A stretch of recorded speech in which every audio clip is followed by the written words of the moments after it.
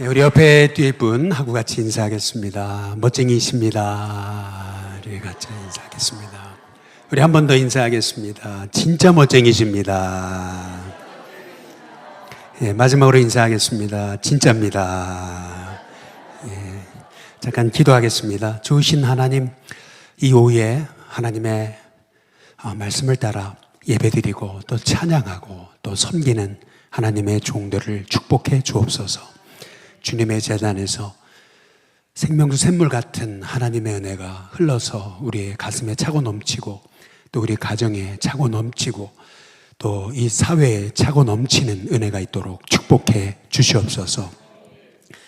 그렇게 짓밟혔는데도 오히려 아름다운 꽃으로 피어난 요셉처럼 우리 인생도 하나님의 계획에 우리의 인생을 맡길 수 있는 믿음을 허락해 주옵소서. 내 뜻대로 안 된다고 원망하고 불평하지 않게 하시고 하나님의 선하신 뜻과 계획이 있음을 믿으며 하나님을 신뢰하는 저희들이 되도록 인도해 주옵소서. 말씀 듣기 원합니다. 성령님이 말씀해 주옵시기를 원하옵고 예수님의 이름으로 기도드리옵나이다. 아멘. 저는 요셉을 보면서 한 사람의 그 영향력이 참 이렇게 놀랍구나라고 하는 그런 생각을 갖습니다. 그는 고난을 통해서 어찌 보면 영적인 내공을 갖게 이제 된 거죠. 웬만한 일로는 흔들리지 않는 그런 뿌리 깊은 하나님의 사람이 이제 됐던 거죠. 그 사람이 하나님이 이끄셔가지고 딱 총리가 돼버리니까 그때부터 그가 말하는 대로 모든 것이 이루어지면서 놀랍게도 노예였던 사람이 애굽 그 땅을 완전히 바꿔버리잖아요. 저는 이렇게 여러분이 하나님의 복의 통로가 되는 귀한 분들이 되시길 주님의 이름으로 축복합니다. 저희 일신교회가 우리가 함께 꿈을 꾸는 교회가 됐으면 좋겠는데요. 저희 교회를 위해 기도하면서 생각났던 사람은 잠언 31장에 나오는 현숙한 여인이에요. 이 현숙한 여인에 대해서 결말부에 이렇게 얘기합니다. 뭐라 그러냐면은 28절에 그의 자식들은 일어나 감사하며 그의 남편은 칭찬하기를 이렇게 얘기합니다.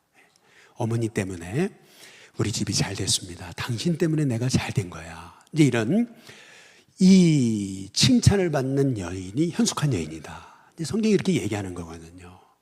당신이 있음으로 해서 내가 있는 거고 어머니가 있음으로 해서 우리 가정이 있습니다. 이게 현숙한 여인이 받는 복인 거거든요. 저는 그런 점에서 우리 일신교회가 이 지역사회에서 일신교회가 있으므로 우리가 복을 받았습니다.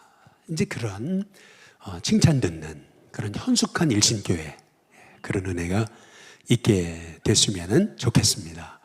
어찌 보면 그게 이제 요셉의 인생 아니에요.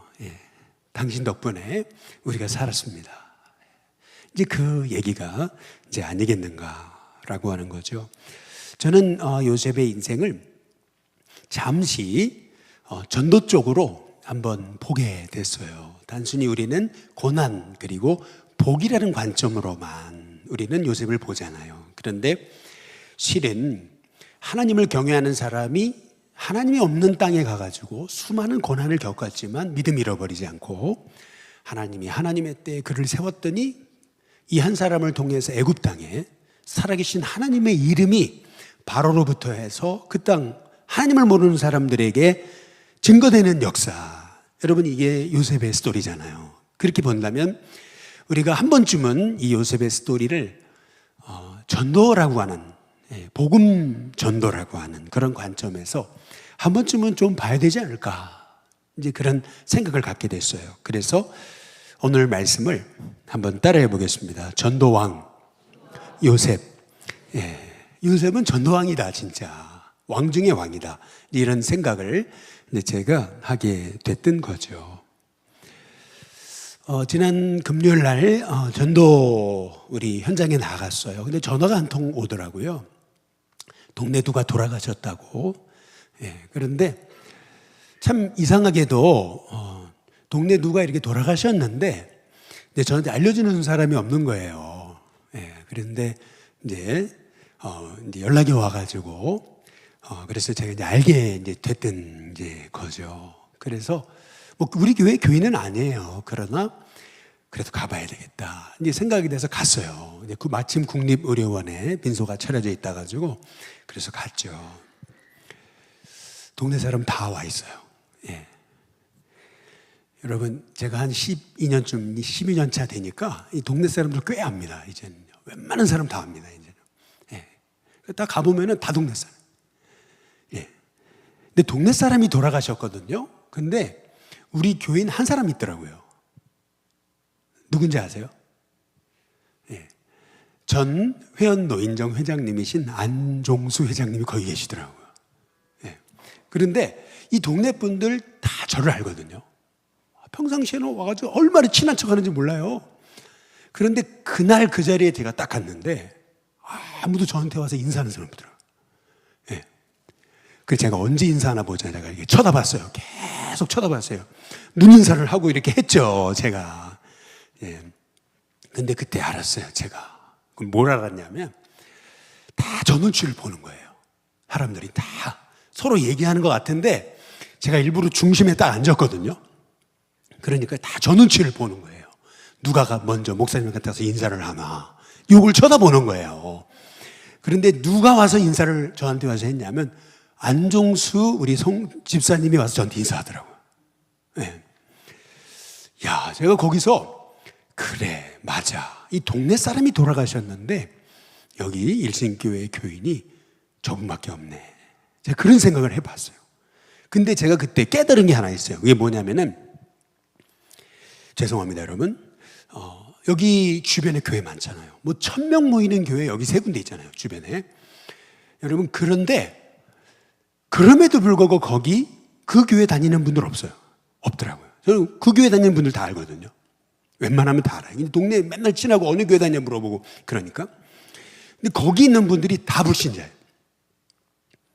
제가 그때 깨달은 게 있어요. 그게 뭐냐면은, 진짜 우리가 사람이 없다 그러지만 아니구나. 이렇게 안 믿는 사람이 많구나. 전도할 사람이 이렇게 많구나. 예. 제가 그때 깨달았어요. 이야, 이렇게 안 믿는 사람이 여기 많구나. 제가 그때 깨닫고, 제가 그때 마음에 이제 결심한 게 있어요. 그게 뭐냐 하면은, 더 동네 사람들에게 깊이 들어가야 되겠다. 제가 그런 생각을 해봤어요. 뭐 남대문 순복음 성전에서 뭐 많은 사람이 모인다 그래도 이 동네 사람들 거기 안 가요. 제가 그 깨달은 게 있어요. 와, 이 동네에서 동네를 움직인다는 사람 여기 다 모였는데, 그런데 여기에 옆에 교회 교인들이 하나도 없는 거예요. 와, 그렇지, 맞아. 그래, 이렇게 안 믿는 사람이 많은데. 그때 제가 기도한 게 있어요. 거기에서 이렇게 밥을 먹고 굉장히 어색한 자리입니다. 제가 뭘 먹는 것도 다 쳐다보는 것 같더라고요. 그런데 굉장히 어색한 자리인데 당당하게 밥을 먹었어요. 그러면서 제가 이제 기도했어요. 그게 뭐냐면, 하나님이 저를 여기 일신교회에 부르셨다면 이 동네에 더 깊숙이 들어가겠습니다. 더 깊숙이. 하나님 제게 지혜를 주시고 더 깊숙이 이 사람들하고 어울릴 수 있게 해달라고. 여러분, 그렇게 기도했어요. 여러분, 한번 잘 보시면은, 우리가 이 전도의 관점으로 요셉을 잘 보시면은 깨닫는 게 있어요. 한 가지 중요한 게 있어요. 그게 뭐냐면, 우리는 부자가 못 사는 사람을 전도한다고 생각해요.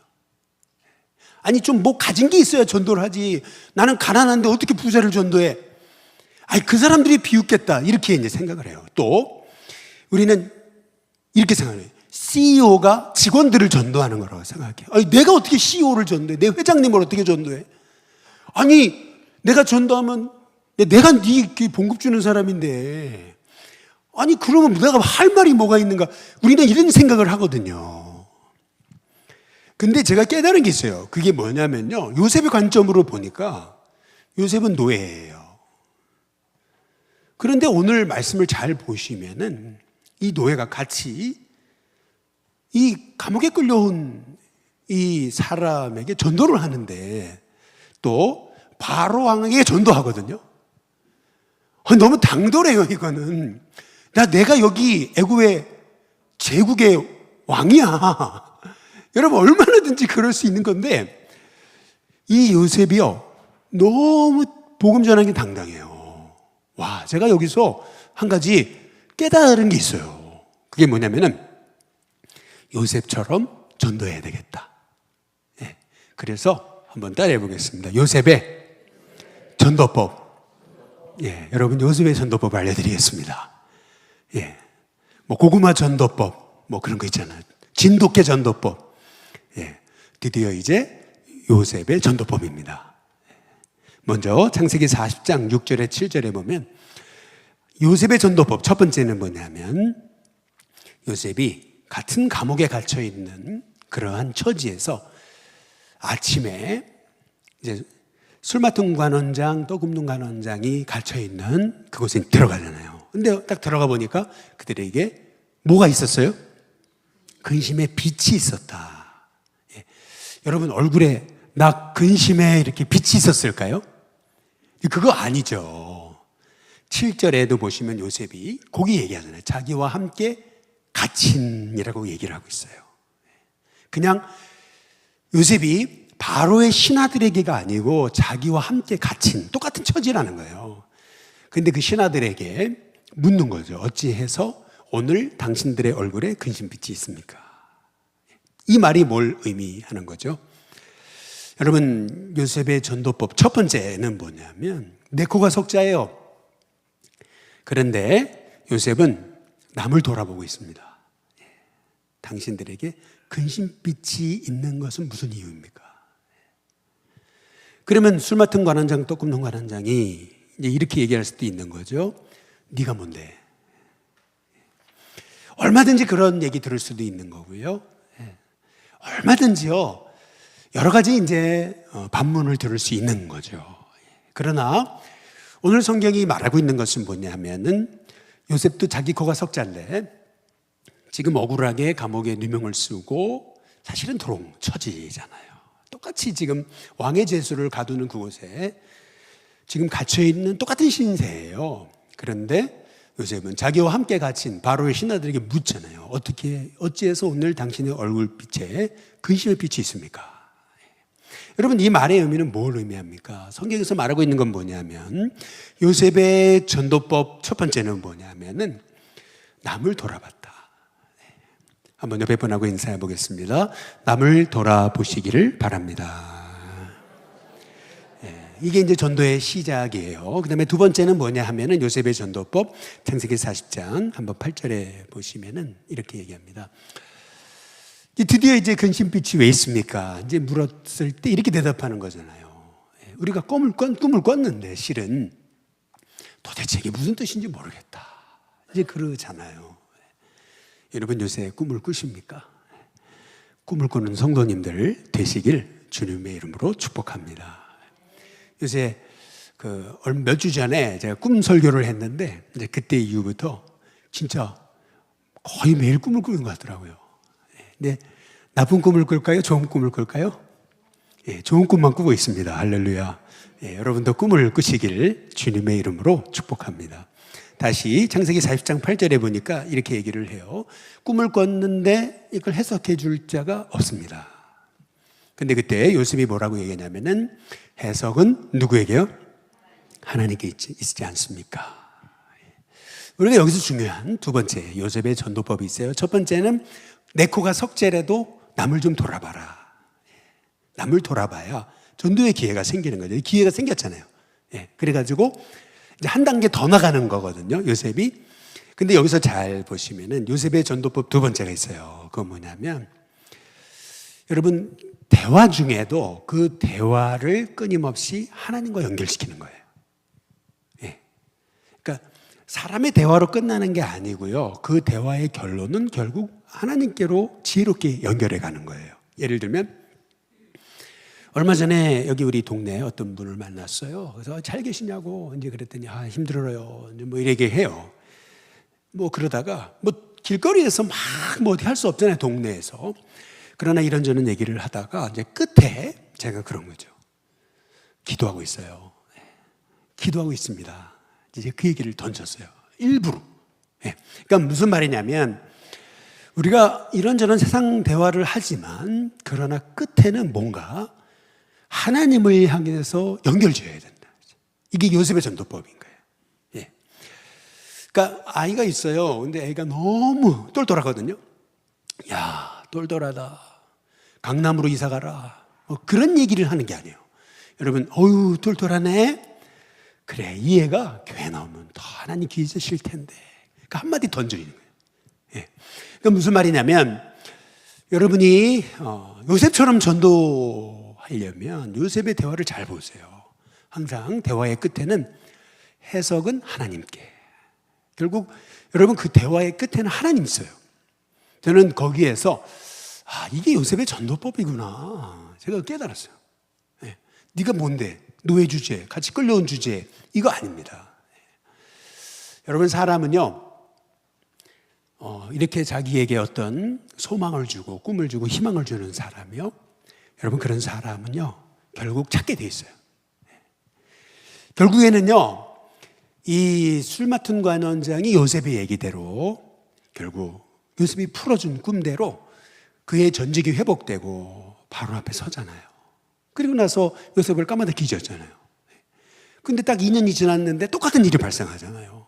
바로가 꿈을 꿨는데 바로가 도대체 이 꿈의 의미를 모르겠다. 그래가지고 막 꿈을 해석하라고 막 그냥 호통을 치잖아요. 근데 그때 술 맡은 관원장이 제가 생각나는 사람이 있습니다. 이렇게 얘기하는 거죠. 그래가지고 좀 만나보시겠습니까? 그래, 좀 그 녀석이 누군지 좀 불러와 봐라. 이제 이렇게 된 거잖아요. 근데 그때 성경이 얘기하는 게 있어요. 41장 14절에 보면 이렇게 얘기해요. 요셉이 술 맡은 관원장이 너 이제 와 해가지고 바로 부른 게 아니에요. 성경에 요 구절이 나와 있어요. 한번 41장에 14절 같이 한번 읽어보시죠. 같이 읽습니다. 시작. 이에 바로가 사람을 보내어 요셉을 부르매 그들이 급히 그를 옥에서 내놓은지라. 잘 보세요. 급히 내놓았다 그러잖아요. 그럼 바로 만나야 되잖아요. 그런데 성경은 그 중간에 이런 얘기가 있어요. 뭐라 그러냐면은 같이 읽습니다. 요셉이 시작. 요셉이 곧 뭘 깎았어요? 예, 수염을 깎고 그 다음 어떻게 했어요?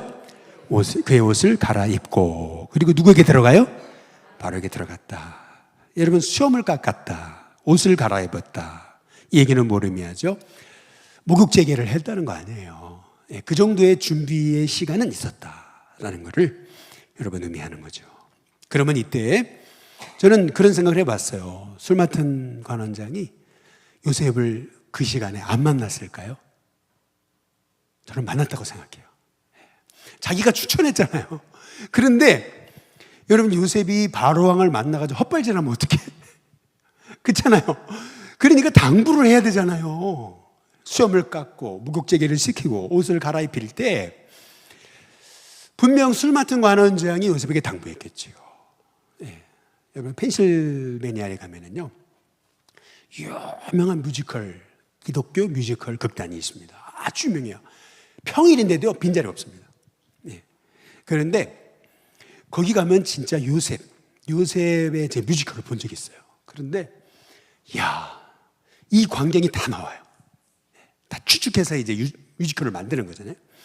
그런데 여러분, 이 술 맡은 관원장이 요셉 불러다 놓고 얘기하는 거죠. 뭐냐면 너 바로 만나면 실수하면 안 돼. 얘기했지 않겠어요? 그러면서 너 그분이 어떤 분인데 나처럼 이렇게 눈 똑바로 마주치면 안 돼. 그냥 밑에 깔고서 얘기하는 거야. 그러면서 이제 신신당부를 하는 거예요. 그러면서 만나면 부르면 어떻게 대답하고 이제 이렇게 언어는 이렇게 쓰고, 그리고 너 옛날에 2년 전에 나한테 꿈에서 이렇게 준 것처럼 그렇게만 하면 돼. 그래가지고 여러분, 술 맡은 관원장이 뭐라 그랬을까요? 아니, 바로의 꿈을 얘기해 줬겠죠. 바로가 이런 꿈을 꿨어. 그러니까 네 얘기 잘해야 돼. 네 그랬을 거 아니겠어요. 그래서 드디어 여러분, 이 요셉이 술 맡은 관원장을 딱 만난 거예요. 아니, 바로를 만난 거예요. 그때 41장 한번 15절 한번 보시면은 같이 한번 읽어보실까요? 같이 있습니다. 시작. 바로가 요셉에게 이르되 내가 한 꿈을 꾸었으나 그것을 해석하는 자가 없더니 들은즉 너는 꿈을 들으면 능히 푼다 하더라. 너 꿈을 잘 푼다며? 너 대단하다며? 이런 얘기잖아요. 그런데 16절 요셉이 하는 얘기가 있잖아요. 그게 뭐냐면 같이 한번 읽어보겠습니다. 함께 있습니다. 시작. 요셉이 바로에게 대답하여 이르되 내가 아니라 하나님께서 바로에게 편안한 대답을 하시리이다. 여러분 잘 보세요. 내가 아닙니다. 누가요? 하나님이 편안한 대답을 바로에게 주시는 겁니다. 여러분 여기서 우리가 요셉의 전도법 세 번째를 발견하게 돼요. 첫 번째는 내 코가 석자라도 좀 남을 돌아봐라. 두 번째, 어떤 대화를 하게 될 때 결국에는 하나님에 대한 여운을 남겨라. 그 다음에 세 번째, 요셉의 전도법. 그것은 뭐냐면요, 결정적일 때 하나님을 간증하라는 거예요. 하나님을 드러내고 하나님을 간증하고. 여러분 제가 왜 이런 말씀을 드리냐면 이게 성경적인 얘기예요. 그냥 말씀드리는 게 아니에요. 베드로전서 한번 3장 15절을 보시죠. 여기 보면 이런 말씀이 있어요. 너희 마음에 그리스도를 어떻게 하라고요? 주로 삼아라. 그래서 거룩하게 해야 된다. 그 다음에 뭐라 하냐면 너희 속에 있는 소망에 관한 뭐를요? 이유를 묻는 자에게는. 여러분 이 말의 의미가 뭐냐면 초대교회는 얼마나 성도들이 신실하게 믿음으로 살아왔는지 성도들에게 당신의 소망의 이유가 뭡니까? 당신이 그렇게 살 수 있는 비결이 어디 있습니까? 당신이 어떻게 그 어려움 중에도 믿음으로 살 수 있습니까? 여러분 저는 이 말씀을 통해서 초대교회의 부흥의 원인을 알았어요. 여러분 그것은 뭐냐면은 초대교회는요 어려움도 많았어요. 고난도 많고 핍박도 많았어요. 그러나 그들은 살아계신 하나님을 자랑하고 드러냈어요. 그러다 보니까 안 믿는 사람들이 묻는 거예요. 너희 속에 있는 그 소망에 관한 이유가 뭐냐? 너 왜 이렇게 행복해? 너 왜 이렇게 기뻐? 넌 나랑 좀 다른 것 같다. 그 이유가 뭐니? 이렇게 질문을 하게 됐더라는 거예요. 그때 너희 속에 있는 소망에 관한 이유를 묻는 자에게는 어떻게 하라고요? 대답할 것을 항상 어떻게 하라고요? 준비해야 된다. 대신 온유와 두려움으로 해야 된다. 여러분 이렇게 초대교회 가르친 거예요. 여러분 이걸 잘 보세요. 요셉이요 딱 바로를 만났잖아요. 야, 너 꿈을 잘 푼다며? 그럼요. 여러분 자기를 드러낸 게 아니고요 제가 아닙니다. 하나님이십니다. 여러분 이게 굉장히 소중한 거거든요. 너희 속에 소망의 이유가 뭐냐? 그랬을 때 요셉은 하나님을 자랑하고 있어요. 간증하고 있는 거예요. 사실은요. 여러분 그때 바로도 감동하는 거예요. 사람은요, 사람을 보면 알잖아요. 딱 대보면 알잖아요. 아니 이 자식이 아니 지금 네 목숨도 왔다 갔다 하게 할 수 있는 내가 보통 사람이 아닌데 야, 이놈이 자기를 높이는 게 아니고 자기가 믿는 하나님 신을 높이고 있네? 네. 사람 다 알아요. 이거 꼼수 쓰지 않는 거라는 거를. 거기에서요 여러분 이 바로가 충격을 받는 거예요. 그래서 바로가 했던 말이 있잖아요. 하나님의 영에 감동된 사람을 우리가 어찌 다시 찾을 수 있겠나. 그러니까 요셉에 대해서 하나님의 영에 감동된 사람. 여러분, 저와 여러분이요, 정말 하나님을 높이면은요, 하나님께서 저와 여러분의 인생 나머지는 책임져 주시는 은혜를 주실 줄로 믿습니다. 저는 이렇게 한번 오른손을 들고 한번 따라해 보겠습니다. 제가 전도왕 그러면은 여러분이 요셉 그러는 거예요. 한번 해보겠습니다. 전도왕. 예, 그 다음에 전도왕 그러면 저도 그럴 거예요. 동규 그러는 거예요. 예, 동규가 아니고 여러분 이름 부르라는 거예요. 다시 이제 전도왕 그러면 처음에 요셉. 그러면 전도왕 그러면 뭐라고요? 예, 동규 그러는 거예요. 다시 두 번 할게요. 전도왕, 전도왕, 예, 저도 안 했어요. 여러분 쳐다보느라고. 다시 한 번 더요. 다시 제가 시작. 전도왕! 전도왕! 동교! 예, 그렇죠. 그 다음에 세 번 해보겠습니다. 이제는 세 번째. 전도왕! 그러면 예신교회 하시는 겁니다. 세 번 할게요. 다시 다 같이. 전도왕! 유세! 전도왕! 동교! 전도왕! 예신교회! 예, 그런 은혜가 있게 되시길 주님의 이름으로 축복합니다.